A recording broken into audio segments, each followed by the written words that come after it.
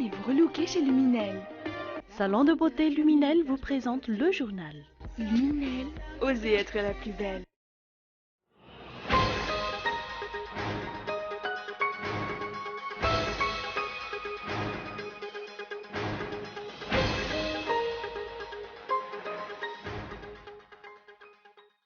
Le parti AFP ou Antoine Fanavouta-Pyrénées ne reculera pas et il prévoit d'organiser ce vendredi une manifestation à Nalakeli.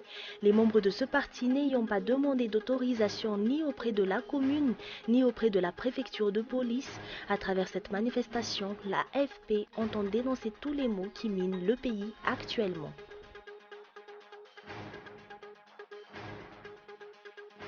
L'État ne distribuera pas gratuitement des lunettes spéciales Eclipse, a fait savoir le ministre de la Santé publique. Il faudra donc débourser entre 1500 à 6000 milliards pour se procurer ces lunettes spéciales pour pouvoir observer l'éclipse annulaire de soleil du 1er septembre prochain.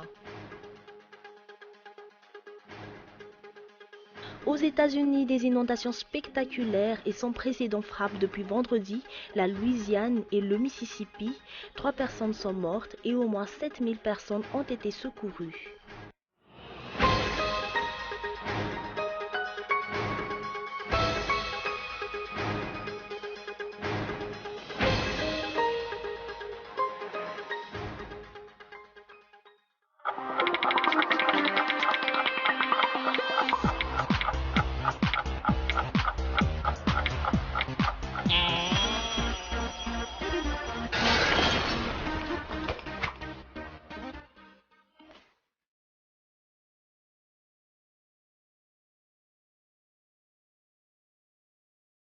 Venez vous relooker chez Luminel. Luminel, coiffure tendance, extension cheveux, coloration, lissage brésilien, maquillage, extension cils. Pédicure, manicure, onglerie. Luminel Béorir, vers escalier 1 4 foot. L'Avant Center, 4e étage, box 418. Luminel, osez être la plus belle.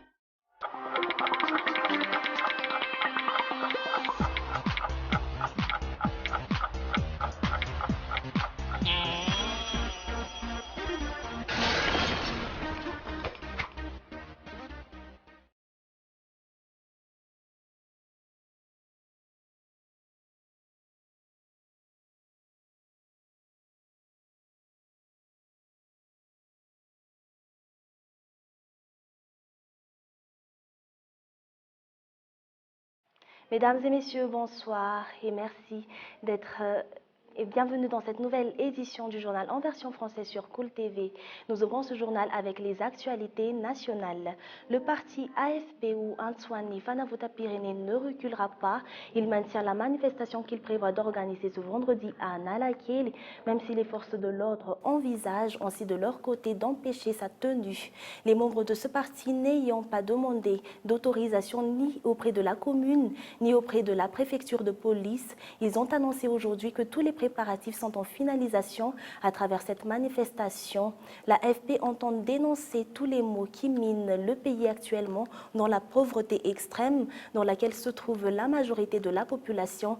Il déplore également le non-concrétisation des promesses présidentielles pour ne citer que la fin du délestage. Toujours dans la partie politique, les réactions fusent après la validation pour la Haute Cour constitutionnelle du Code de la communication médiatisée.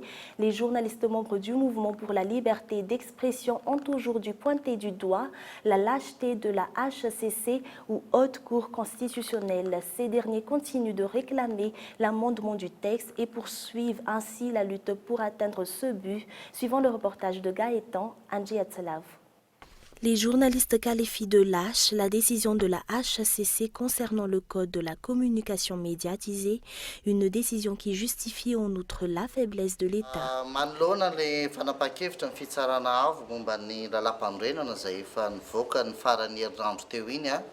C'est une décision lâche que la HCC a sortie la semaine dernière. Les membres de cette juridiction n'ont pas osé dire au gouvernement ni au Parlement que ce code de la communication va à l'encontre de la Constitution et des conventions internationales ratifiées par Madagascar. Parallèlement, l'exécutif continue de faire la sourde oreille et fait semblant d'ignorer les interpellations tous azimuts effectuées par le Mouvement pour la liberté d'expression, les organisations internationales et la société civile concernant cette loi liberticide. Aujourd'hui, il appartient au peuple qui est témoin de cette réalité de choisir s'il souhaite être placé sous le joug de cette loi ou non.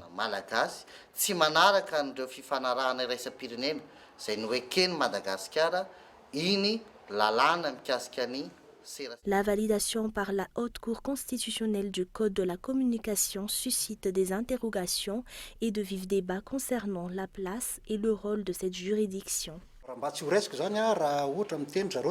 Pour la motion de déchéance que les parlementaires lui ont soumise, la HCC a recommandé l'élaboration d'un pacte de responsabilité tout en soulignant que l'exécutif et les parlementaires doivent collaborer. Pourquoi n'a-t-elle pas agi pareillement avec ce code de la communication? Rappelons que les journalistes ne seront pas les seules victimes du code de la communication. Tous les citoyens doivent se plier à cette loi une fois qu'elle sera promulguée. Une loi qui constitue un danger pour la liberté d'expression à Madagascar. Voilà pourquoi les journalistes continueront de réclamer son amendement. L'exploitation minière à Somaman continue de se heurter à la contestation de la population pour éviter que de tels problèmes ne surviennent à l'avenir. Un projet visant à mieux gérer les ressources minières pour que tout le monde en tire profit et va être mis en œuvre dans 2 régions de l'île. Le but est d'appliquer des bonnes pratiques internationales pour mieux gérer les ressources.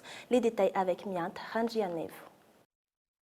Le côté social n'a pas été considéré dans l'exploitation aurifère à Somaman. Voilà pourquoi ce projet se heurte au refus de la population.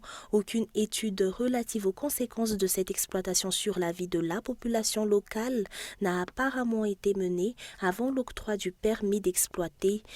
Une exploitation qui aurait été bénéfique et aurait garanti le développement de la région si la transparence était de mise et si les initiateurs de ce projet se sont souciés de l'intérêt général. Ce n'est malheureusement pas le cas. Afin d'éviter que ces mêmes problèmes ne surviennent à l'avenir, un atelier sur les principes volontaires a été organisé au DLC à Noussi.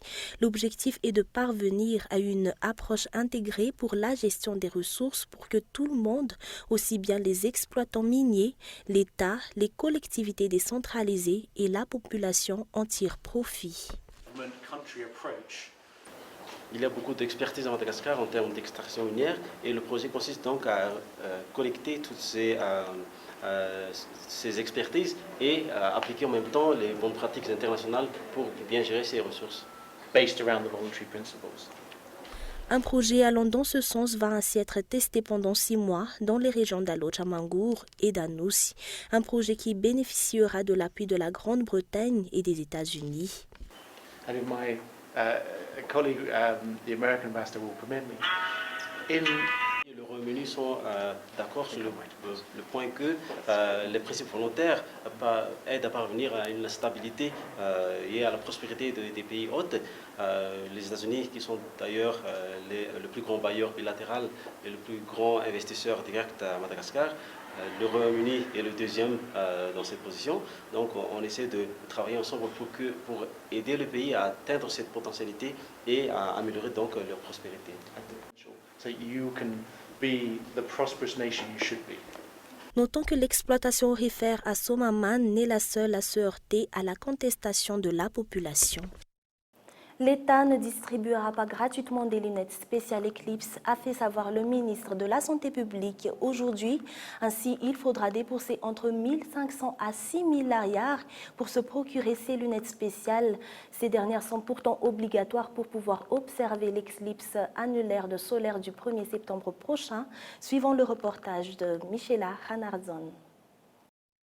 Des lunettes spéciales sont requises pour pouvoir observer l'éclipse annulaire de soleil à Madagascar le 1er septembre prochain.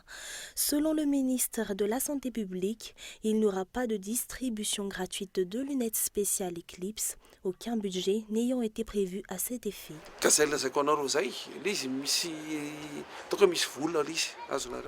Ces lunettes n'ont pas été importées par l'État, c'est une société privée qui les a commandées, voilà pourquoi elles ne seront pas distribuées distribuées gratuitement.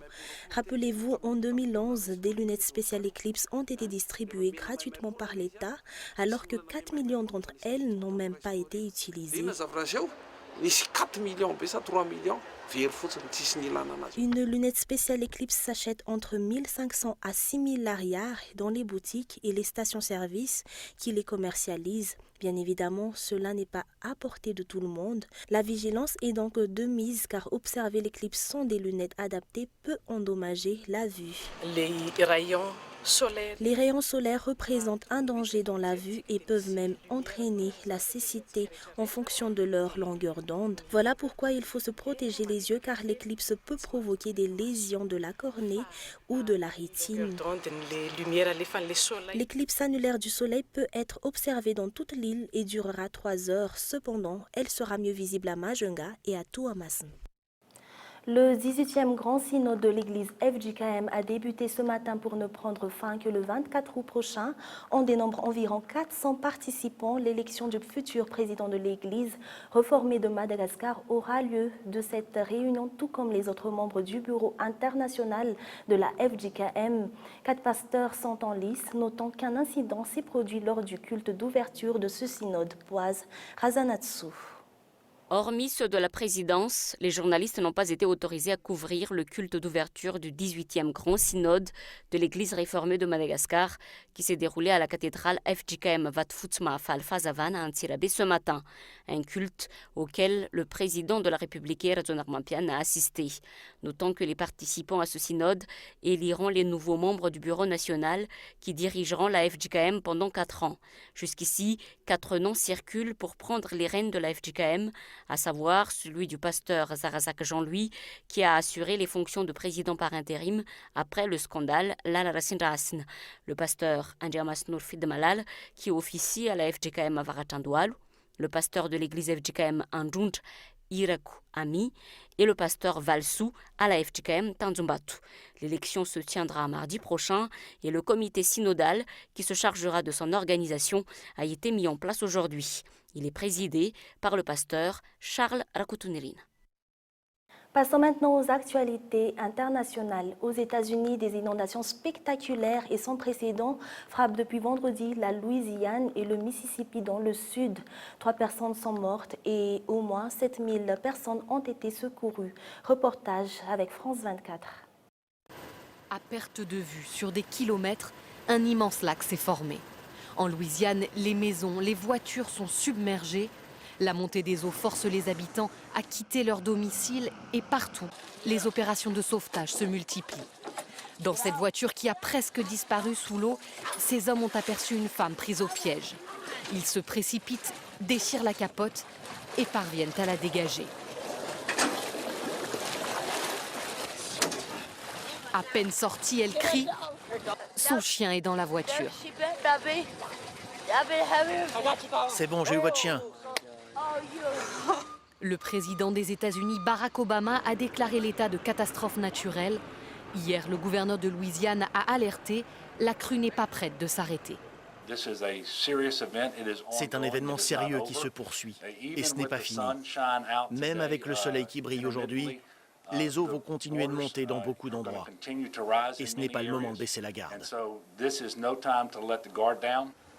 La plupart des habitants ont été secourus en barque, d'autres en camion. Certains ont été élitreillés. Beaucoup ont trouvé refuge dans ces centres d'hébergement d'urgence. Au total, au moins 7000 personnes ont été secourues en Louisiane. Dans 10 jours, les Gabonais sont appelés aux urnes pour l'élection présidentielle. 2 ténors de l'opposition se rallient derrière Jean Ping et 11 autres candidats, toujours avec France 24. C'est peut-être un tournant dans la campagne présidentielle gabonaise. Jean Ping a reçu le soutien de 2 poids lourds de l'opposition face au sortant Ali Bongo. Celui de Casimiro Yemba, un ancien Premier ministre, et de Guy Zoubadama, qui a présidé l'Assemblée nationale ces 19 dernières années. La sagesse des uns et des autres a finalement abouti à ma désignation pour représenter l'ensemble de l'opposition. Très vite, le porte-parole du président Ali Bongo a réagi dans un tweet en évoquant un marchandage d'épicier qui n'a pour objet que la répartition des privilèges et des fonctions. Face à cette alliance de 3 septuagénaires, Ali Bongo apparaît comme jeune à 57 ans. Ses détracteurs rappellent qu'il est au pouvoir depuis 7 ans et surtout que juste avant lui, son père Omar Bongo a dirigé le pays pendant 41 ans. Lorsque je cite le président Omar Bongo Ondimba, la réaction, ça va être de dire, vous, surtout vous dans la presse, ça va être de dire, papa m'a dit. Lorsque je ne le cite pas, votre réaction est de dire, ah, il ne cite pas son père, est-ce que c'est la rupture, est-ce que c'est ci, est-ce que c'est cela? Non, mon père est constamment avec moi. Les deux favoris sont d'anciens beaux-frères. D'un côté, Jean Ping, né d'un père chinois, longtemps infidèle d'Omar Bongo et ancien président de la Commission de l'Union africaine. De l'autre, Ali Bongo. L'opposition affirme qu'il ne peut être candidat car il serait nigérian et qu'il a été adopté. Une allégation qu'il a toujours démentie. Un bref rappel des titres pour clôturer ce journal. L'État ne distribuera pas gratuitement des lunettes spéciales Eclipse, a fait savoir le ministre de la Santé publique. Il faudra donc débourser entre 1 500 à 6 000 milliards pour se procurer ces lunettes spéciales pour pouvoir observer l'éclipse annulaire de soleil du 1er septembre prochain. Et aux États-Unis, des inondations spectaculaires et son président frappe depuis vendredi la Louisiane et le Mississippi. 3 personnes sont mortes et au moins 7 000 personnes ont été secourues. Et c'est la fin de cette édition. On vous donne rendez-vous demain à la même heure. Très bonne soirée et excellente suite de programmes sur Cool TV. Au revoir.